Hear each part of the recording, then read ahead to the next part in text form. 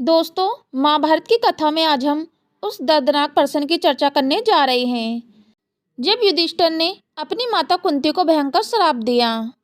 क्या सचमुच कुंती ही महाभारत युद्ध की जिम्मेदार थी? आइए मित्रों, जानते हैं पूरी कहानी। महाभारत युद्ध में जब कर्ण का वध हो गया तो युद्ध के बाद युधिष्ठिर, अर्जुन और सभी पांडव खुश थे कि कौरवों का सबसे बलशाली योद्धा अब नहीं रहा।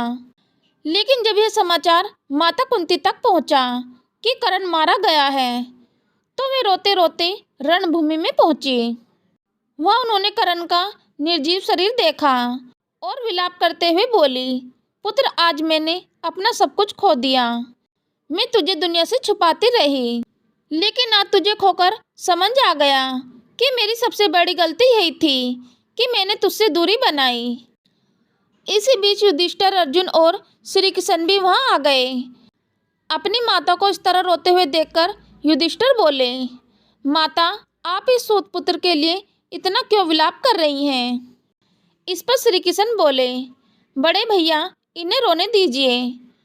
कुंती बुआ ने जीवन भर अपने हृदय में एक भारी बोझ दबाकर रखा था। आज वही बोझ दुख बनकर फूट पड़ा है, इसलिए इन्हें अकेले अपने शोक के साथ रहने दीजिए। आइए हम सब यहाँ से चलते हैं।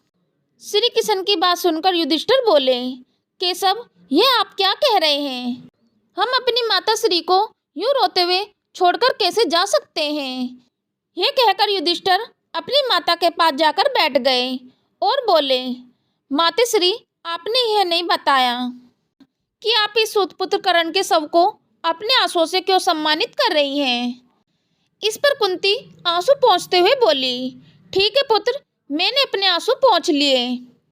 अब तुम सब यहाँ से जाओ और जाकर अपने सैनिकों के शव का अंतिम संस्कार करो।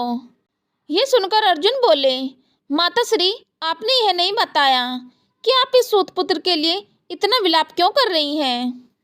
कुंती बोली, यदि मैंने सच बता दिया तो तुम्हारे कंधे से वह गांडीव गिर जाएगा जिसने इसे छल्ली किया है। इसलिए तुम सब यहाँ से जाओ और मुझे रोने दो।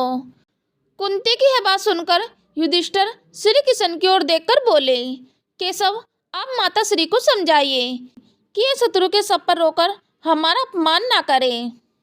तब कुंती बोली, पुत्र, कर्ण राधे नहीं है, वह तुम्हारा सबसे बड़ा भाई है और मेरा सबसे पहला पुत्र। यह सुनकर युधिष्ठिर और अर्जुन के पैरों तले जमीन खिसक गई। युधिष्ठिर कांपती आवाज में बोले, क्या माता, कर्ण हमारा भाई था?